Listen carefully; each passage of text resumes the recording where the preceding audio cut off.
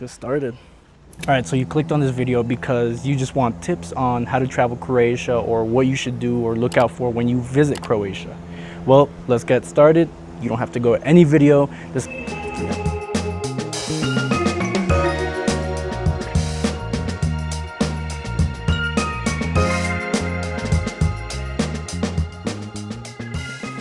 for tip number one, we have pack accordingly. The reason that I say this is because you don't want to just drop a bunch of clothes into your suitcase and be like, all right, I'm ready to go, let's head out. What I mean by that is because you want to check the weather. This happens to me a lot when I go to different destinations. I tend to get into a habit of it now, but before I did not, and I would just pack a bunch of clothes that I really didn't need, so then they just create extra weight that was kind of pointless clothing that I wouldn't wear when I was at the destination that I was at. So what I would recommend is to first check probably a day or two before you head out how the week weather is going to be predicted or what it is going to be. For example, if it's going to be sunny, then make sure that you wear, clothes that are cool and that you won't sweat a lot. So yeah, it's basically just check the weather a day or two before you head out. That way you can organize your wardrobe, your suitcase, whatever you're taking with you, and it accommodates for the weather that you're going to be encountering. Tip number two, one that is very, very, very important, is documentation. So what I mean by documentation is make sure that maybe you don't need a visa to go wherever you're going, or that you don't need immigration forms to fill out before you head into the country that you're going into. The reason that I say this is because I'm currently in a new destination, and it does require for you to enter some details to immigration before you actually enter the country.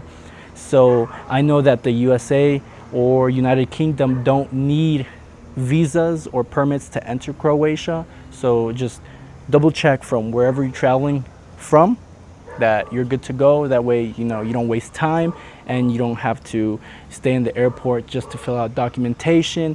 And sometimes even the airlines won't tell you. So just keep yourself informed and know what you need to knock out. A very important one that is very overlooked by many, many people, and many travelers or other YouTubers don't really mention it, is to actually check the laws.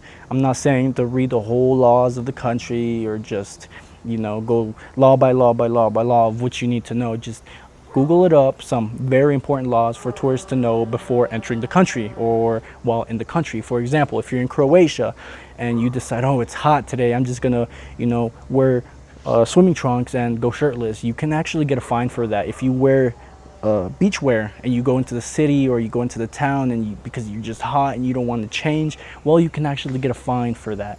So that's what I mean by just give it a quick overlook of the laws that are very important for tourists or other people that are coming just to visit. Just keep yourself updated and informed, because the last thing you want to do is enjoy your trip and then all of a sudden get a fine of $200, $300 that you could have easily avoided. So this one is a very important one. Don't overlook it, but just do a Google search and just type in important laws that I should know before entering this country. Another one that I have that has been very important to me, because one never knows what could happen, is to have travel insurance. So the reason that this is an important one is because you don't want to end up getting hurt and then have to pay everything out of pocket, and that would suck. So just have some travel insurance, something to fall back on in case you do get injured. That way you don't have to pay everything out of pocket and you still get some assistance. Okay, this one is really important. It's book in advance. Don't make the same mistakes I did when I went to London. I decided to book everything the day that I was already there, and it was all booked up. So, I missed my opportunity to visit some pretty cool museums and some pretty cool views. So just don't make that mistake that I did, because it is very sad. It's really sad. So just book in advance wherever you're gonna go. Double check. If you're thinking, oh no, I'm just gonna wait until the last 2 days because maybe the price will go down, it's not. So because if it's a really touristy area, everyone's just gonna continue buying. You're gonna miss out your slot and you're just out of luck. Pretty cool plant. Write down in the description below if you know where I might be. All right, one thing that I was not accustomed to when coming to Europe or Croatia in general was that you do have to carry some spare change with you, because to enter the bathroom you actually do have to pay about €1 to get in. Some people hop over it, but I wouldn't recommend that, because I mean, you don't want to get caught, end up having to pay a crazy fine. So just be aware of that. Just carry some spare change. I'm not talking like carry €20, €30, nah, nothing like that. Like €5 in coins is good enough. So you should be set to enter the bathroom if you really need to. So just carry some spare change. There's the option of either taking the bus, a taxi, Uber, renting a car. Well, I was gonna say walking, but you don't want to walk with all that luggage. When it comes to Croatia, you want to have transportation prepared, or at least know what you want to take. So be informed. For example, I arrived there at 11 p.m. at night with a baby. So I was lucky enough to actually get an Uber that had a baby seat at the airport. So I was very, very, very lucky. But if that baby seat wasn't there, we could not be able to ride Uber unless, there was a bus that we could take, but the buses stopped running. So just make sure that if you do have a child, you either bring a car seat and you're good to go. You can get an Uber. They'll give you a solid price to take you to the city, and that's it, wherever you're going to. I landed in Dubrovnik, so that's just my situation on that area. I'm not sure how it would be going to other airports or landing in other airports, so just keep that in mind. This is specifically for Dubrovnik. It's important to check that stuff out. When it comes to children and traveling with children, if you have a newborn, a 5-month-old, a toddler that doesn't like to walk a lot, I would highly recommend that within Croatia, because of the fact that there's so many stairs and so many hills that go up and down, that you actually find a method of carrying them on either your back, your chest. If they're a newborn, then that's super easy. But if you decide you want to take a big, heavy stroller with you, then that's something that, it's all up to you. But it actually can get really, really, really hectic because of the fact that, you have to take the stroller upstairs and come back down the stairs, or take the long way down, which is the road. And the roads get really busy, they're really narrow, and the cars just pass through them like bees coming in and out of a hive. So just keep that in mind.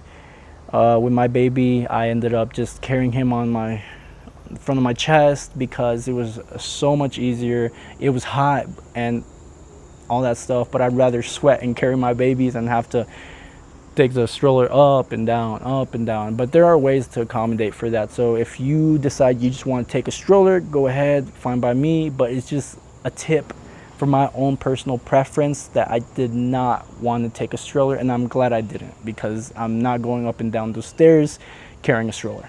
All right, so for an important tip, beaches in Croatia are not what you might think. It's not the sandy, yellow sand, smooth ocean beaches, stuff like that. It's not like that. It's none of that stuff. But it's mostly, you could still find them, yes, but it's mostly pebble beaches. They have small stones, rocks. So if you take your kids, or if just you by yourself, or you with your significant other, then I would recommend, if you have sensitive feet, take beach shoes.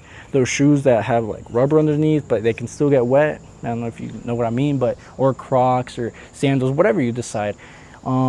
Those are really important to bring if you don't want to keep stepping on stones, and that's a big deal for you. So just keep that in mind. It's a quick tip that many might not know when coming to Croatia, and you don't want to end up having to buy beach shoes there because they're going to overprice the heck out of them. So just keep that in mind. So the best times to go to Croatia, it all depends really on what it is that you want to go for, or if you're just wanting to go there for a good time to explore, and you don't really care if it's raining, sunny, snowing, any of that stuff. But if you do love that summer adventure, there's some chickens.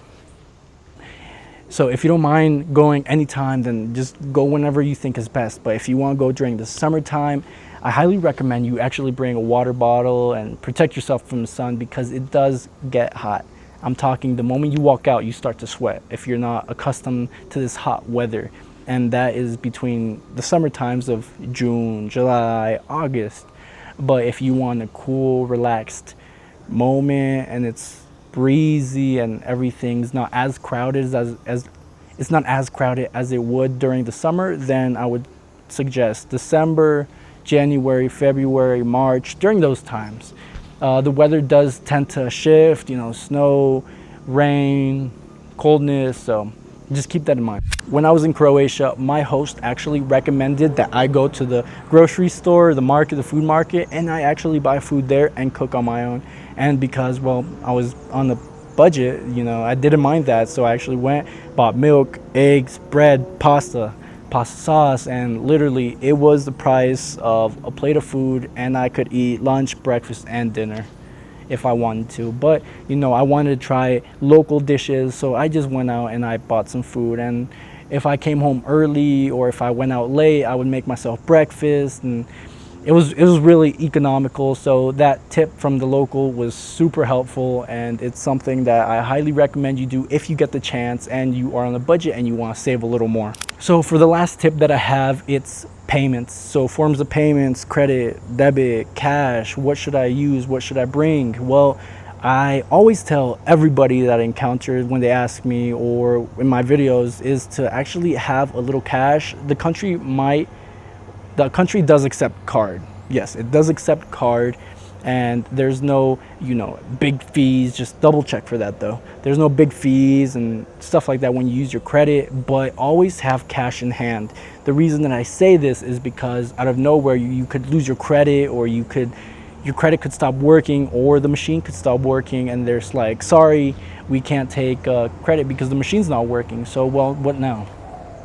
See what I mean? But that's why I bring cash with me, because I actually ended up learning the hard way when I was in Venice. The reason is because their credit machine wasn't working. It wasn't connected to the internet because the internet wasn't working either. So I had to walk, I think, like 16 blocks. Luckily, the third ATM that I went to wasn't out of order because the first two were out of order. So I had to walk an extra mile just to use that ATM. So that's why I'm telling you, just bring extra cash if you can. You know, if you go to a very unpopulated area that's very localized, then yeah, you're gonna need cash, because many of those areas don't accept card, credit, or have machines to accommodate to credit cards. All right guys, I hope these tips were super helpful for you, and I hope they come in hand when you actually go visit Croatia. I wish you the best. If you like this video, hit the like button, subscribe if you want to see more videos like this, and I will see you guys again soon when we unveil our next destination. I think that's a wrap.